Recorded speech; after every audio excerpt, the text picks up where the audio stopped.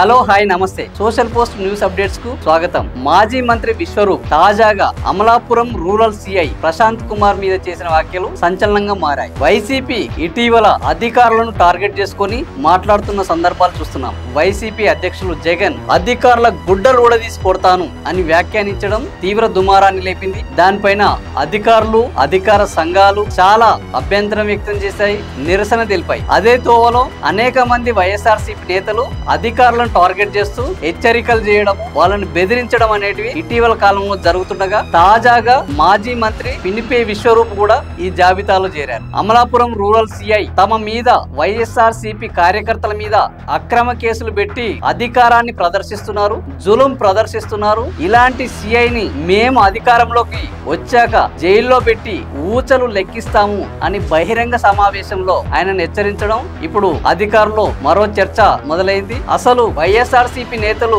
రాజకీయ నాయకులపైన విమర్శలు చేయకుండా ఈ అధికారుల మీద ఎందుకు పడుతున్నారు అనే చర్చ అధికారంలో మొదలైంది. మరి దీని మీద అటు పోలీస్ సంఘాలు గాని ఇటు అధికార సంఘాలు గాని ఇంకా అధికారికంగా ఎలాంటి డిమాండ్ చేయలేదు. మరి ఈ అధికార సంఘాలు పోలీస్ సంఘాలు దీని మీద ఎలాంటి డిమాండ్ చేయబోతున్నాయి, వాళ్ళు ఎలా ప్రతిస్పందించబోతున్నారు చూడాలి. ఇది మీకు నచ్చినట్టయితే షేర్ చేయండి, లైక్ చేయండి, సబ్స్క్రైబ్ చేయండి. ఇంకా ఏమైనా చెప్పాలనుకుంటే కామెంట్ రూపంలో మీ అభిప్రాయం చెప్పండి. Thank you for watching.